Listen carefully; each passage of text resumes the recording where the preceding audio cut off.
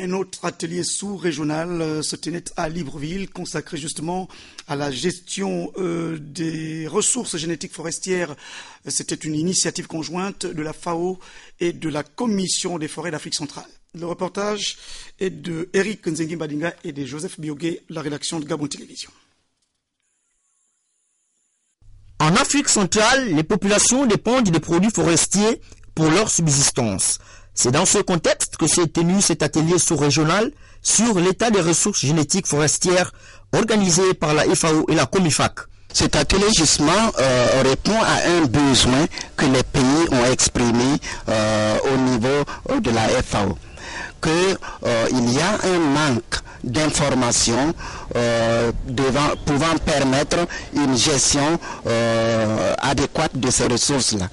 Et la FAO a pris donc l'engagement avec les différents pays de travailler à mettre en place des rapports nationaux qui vont contenir les informations permettant d'avoir une idée sur l'état de ces ressources-là et permettre une gestion durable de ces ressources. Les objectifs poursuivis par cet atelier, c'est déjà de permettre des échanges entre les points focaux sur les ressources génétiques forestières et les points focaux de la Convention sur la diversité biologique de l'Afrique centrale.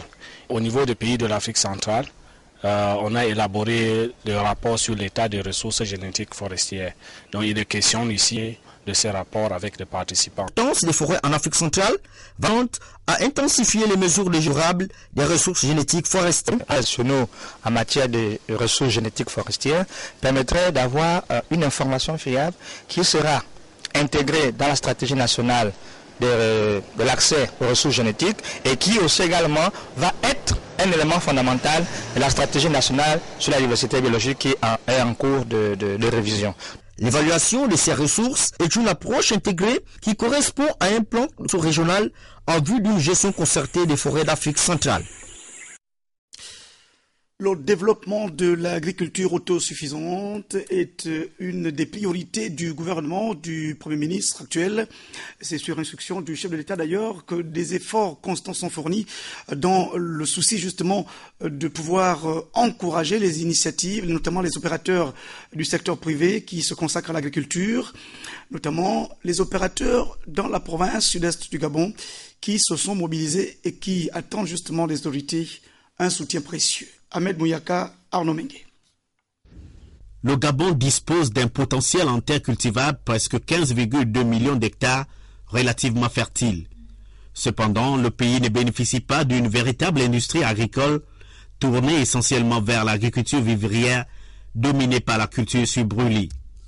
Ici, sur la route Kélé-Bongoville, quelques initiatives privées sont confrontées à certaines difficultés, comme le témoigne ce cultivateur. Nous avons en tout cas des problèmes concernant le transport. Pour louer le thème des fois 25 000, des fois 20 000. Donc c'est le seul produit qui nous amène. Mais moi je fais souvent la banane. Parce que des fois je sors 2 thèmes par jour. Jusque là on n'a pas de soutien. En tout cas c'est tout ce que nous voulons. Presque le monde ne veut que ça. Quand on nous donne l'aide, on a des possibilités de sortir, regarde comment on sort ça de l'autre côté là-bas, jusqu'ici. Il faut encore louer le camion. Or non, si chacun de nous avait au moins un petit 4x4, c'est mieux. L'agriculture apparaît comme un des secteurs alternatifs en matière de diversification de l'économie afin d'atteindre l'autosuffisance alimentaire. Le secteur mérite un appui conséquent. Les populations sont vraiment décidées à travailler la terre, mais malheureusement, on n'a pas de moyens, c'est-à-dire pour leur fournir du matériel, pour leur fournir des semences, des engrais, etc. C'est beaucoup de choses, n'est-ce pas? L'agriculture, c'est un domaine qui nécessite beaucoup de moyens. Des solutions adaptées, il en existe dans le cadre de la stratégie de développement Gabon émergent, mais aussi à travers des initiatives privées avec le soutien des institutions financières telles que proposées en atelier dans le cadre du Forum économique altogovéen tenu du 20 au 24 août dernier. Outre les modes de financement de la finance conventionnelle, on leur a présenté les financements qu'on propose la Banque islamique de développement. La Banque islamique de développement est prête à accompagner la province est prête à accompagner, le Gabon est prêt à accompagner tous les projets bankable dans le financement de ce secteur d'activité. Secteur d'avenir, le développement de l'agriculture a besoin d'un véritable décollage. Revenons à Libreville, la capitale gabonaise, pour parler de ce casse-tête. D'aucuns diraient qu'elle ne constitue plus une information. Bien sûr, la rareté des taxis pour, bien sûr, se déplacer d'un quartier à un autre de la capitale gabonaise. Les taxis se font rares, ce n'est plus une information. Mais ce qui pose problème, c'est la difficulté pour les taximens de pouvoir régulariser leur situation, notamment l'immatriculation ou encore la colle des numéros de portière. Le constat est de Balbin Nsam Ova et de Arnaud Mengue de notre rédaction. Une file inhabituelle de véhicules à usage de taxi est visible depuis quelques jours à l'esplanade de l'hôtel de ville de Libreville. Un des chauffeurs de ces taxis explique la raison de sa présence en ces lieux. Bon, au fait, arrivé, on me dit d'attendre, tout de suite on va me coller. Pour ça, il n'y a pas de problème. Ces taximens devraient pourtant posséder cet autocollant 2012 depuis le mois de janvier dernier, conformément à la réglementation en vigueur. Face à ce retard considérable, l'autorité municipale a décidé de réprimer. Le chef de service à la direction des recettes au service de recettes diverses. La loi autorise du 1er janvier au 31 mars, ce que nous appelons la phase amiable. Donc nous laissons aux contribuables eux-mêmes de venir s'acquitter de leurs taxes et de se faire coller. Mais après plusieurs relances, vous pouvez consulter les journaux, on lance toujours par communiqué, les gens ne viennent pas. Nous sommes donc obligés de passer par le recouvrement forcé. Ça veut dire nous, on va arraisonner les taxis pour qu'ils viennent se faire coller. Pour des raisons de sécurité, il est prudent pour les Librevillois d'emprunter les taxis ayant un autocollant d'identification communale. Je vous le disais en titre, on va tout de suite s'intéresser au secteur du tourisme, là aussi un secteur vital pour l'économie nationale. Et Basile Biwaou Mikala de notre rédaction, bien sûr accompagné d'Yvette Okosa, nous font découvrir le site de Nionier au large des côtes de la capitale gabonaise. C'est un endroit particulièrement convivial. Regardons. En dépit de nos potentialités dont regorge notre pays en matière de tourisme, force est de constater que plusieurs pesanteurs freinent cette activité de prendre son envol et se hisser parmi les secteurs clés de notre économie, à l'instar de beaucoup des pays du continent. À la veille de la célébration de la Journée mondiale du tourisme qui a choisi pour thème cette année « Tourisme et énergie durable », nous nous sommes rapprochés des principaux acteurs pour recueillir leurs avis et constater de visu les efforts accomplis par les uns et les autres dans ce domaine. Choisissons Libreville, nous avons visité Nionier, le Rogolier et Asika Village. Chose vue et entendue. Nionier est un site très joli au bord de l'océan, donc un site paradisiaque pour la plupart des touristes. Et nous avons la chance d'être pas loin de la réserve de Vonga-Vongué, ce qui fait qu'on voit pas mal d'animaux. Pour son éclosion, le tourisme doit être revisité. Il faut déjà commencer par voir peut-être le problème de visa, parce que tout part de là. Le problème de la professionnalisation du secteur, parce que vous avez beaucoup de gens qui travaillent dans le secteur, peut-être parce qui ont créé des sites, peut-être parce qu'ils ont eu des moyens à un moment donné, et qui n'ont pas et qui ont employé peut-être des parents, des amis, des choses comme ça, et sans que tous aient forcément les mêmes compétences, les compétences qu'il faut. Comment vulgariser ces secteurs? Nous devons faire comprendre et aux investisseurs et aux opérateurs qui sont déjà dans le secteur avec nous, qu'il nous appartient de travailler en synergie. Nous sommes là au quotidien pour leur accompagner. Autant nous protégeons les touristes, autant nous protégeons les investisseurs et les opérateurs. Donc, c'est un laboratoire qui est ouvert. Il leur appartient de venir vers nous. Nous allons vers eux pour que nous puissions ensemble avancer. Pour une meilleure organisation, une conjugaison de synergie entre le privé et le public, l'activité touristique dans notre pays devra être connue non seulement des touristes internationaux, mais aussi et surtout des populations locales. D'autres endroits de rêve se situent bien sûr dans la province de Logoué-Vindo. C'est précisément dans le département de la Lopé qui dispose aussi d'un des plus grands parcs nationaux. C'est dans cette province d'ailleurs que vient de séjourner le conseiller politique du président de la République et porte-parole Alain-Claude Bilibinze qui est allé sensibiliser les populations sur les enjeux politiques de l'heure. On regarde.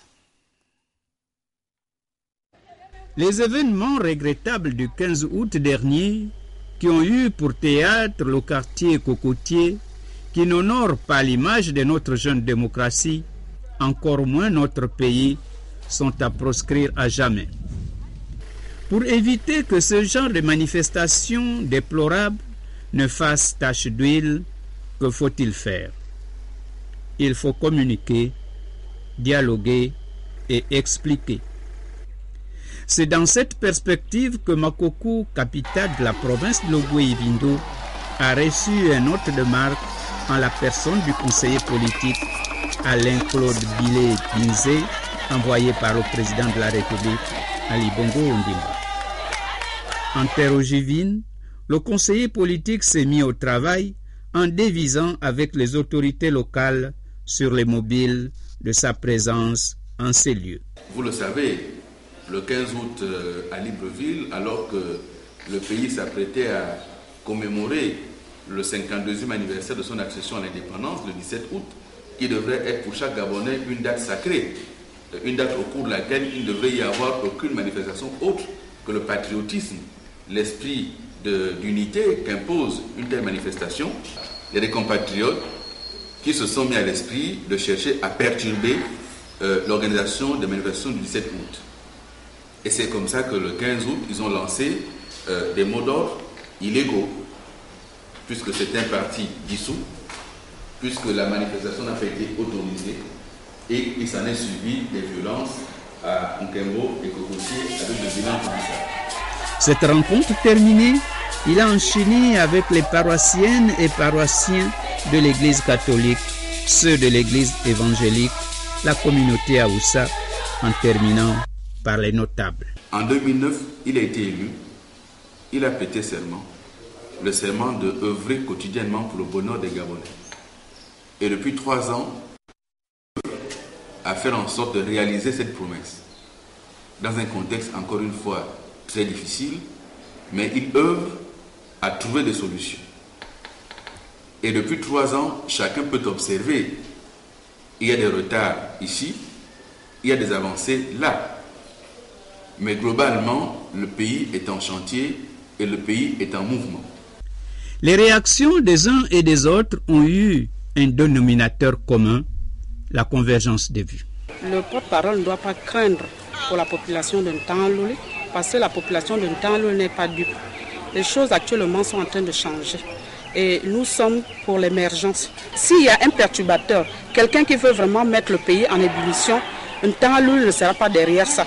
Parce que nous aussi, nous réfléchissons. C'est mieux d'envoyer les enfants à l'école sans que les enfants rentrent en courant, ou bien tu apprends que l'enfant a été tué par des balles et autres. Nous voulons la paix. Nous, dans notre philosophie, quand on élit une personne, ça veut dire que c'est Dieu qui l'a choisi. Et nous nous alignons directement. Désobéir à celui qui a été élu ou bien choisi revient à dire que nous remettons en cause les règles établies par l'islam, puisque c'est l'islam qui fait notre religion. On fait la conférence nationale quand le pays est en crise. Mais pour l'instant, le pays n'est pas en crise. Pourquoi faire la conférence nationale? On attend seulement ce que le président élu va faire. Nous attendons seulement les bienfaits du nouveau président, c'est-à-dire le développement du pays. Le chien aboie, la caravane passe.